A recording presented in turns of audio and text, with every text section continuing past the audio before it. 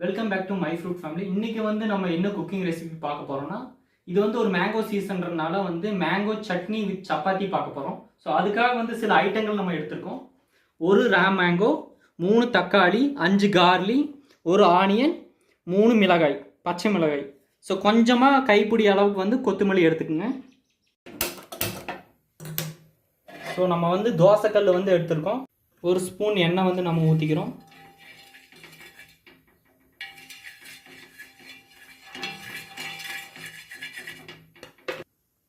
So mango வந்து இப்படி நம்ம அடுக்கிக்கிறோம் உல்ட்டாவா. அதுக்கப்புறம் தக்காளியும் இது மாதிரியே வந்து லைனாக வந்து வச்சுக்கிறோம்.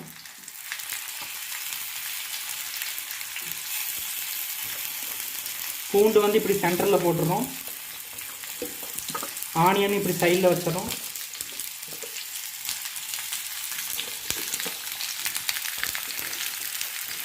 ஸோ கொஞ்சம் மிளகாய் இருக்கிறது அதையும் வந்து இப்படி சைடில் ஒவ்வொன்றா வச்சிடறோம். கொஞ்சம் சிம்மில் வச்சுருங்க.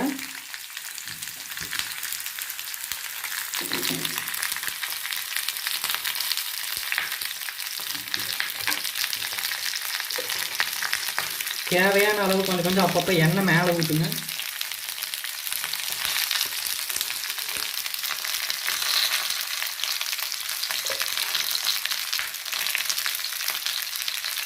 இந்த மாதிரி 10 நிமிஷம் வந்து வேக வைக்கணும். ஸோ இந்த மாதிரி 10 நிமிஷம் வெந்தாங்கச்சில் வந்து நம்ம ஸ்பூனில் வந்து மேங்கோ வந்து ஸ்கூப் பண்ணிக்கலாம்.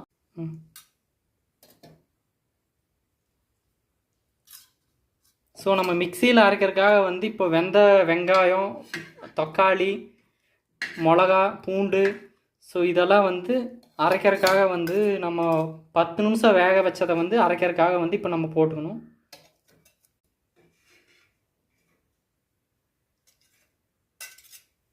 ஸோ கொஞ்சம் கையளவு வந்து கொத்தமல்லி இப்படி போட்டுக்கணும்.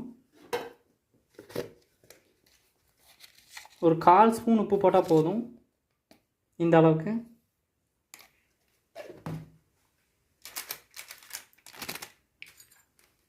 ஸோ இதில் 1 ஸ்பூன் வந்து மிளகு பொடி போட்டுக்கணும். அப்போ தான் மேங்கோவுக்கு வந்து நல்லா காரமாக இருக்கும்.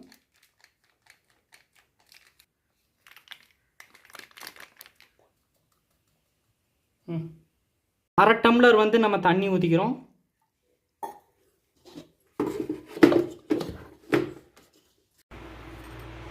ஓகே, சப்பாத்தி இப்படி போட்டு கொஞ்சமாக மேலே வந்து ஆயில் ஊற்றிக்கிறோம்.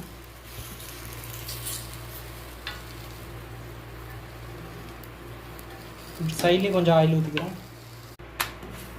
ஓகே, சப்பாத்தி வந்துருச்சு. மேங்கோ சட்னி வித் சப்பாத்தி நம்ம செஞ்சுருக்கோம். ஸோ அதோட டேஸ்ட் தான் நம்ம பார்க்க போகிறோம்.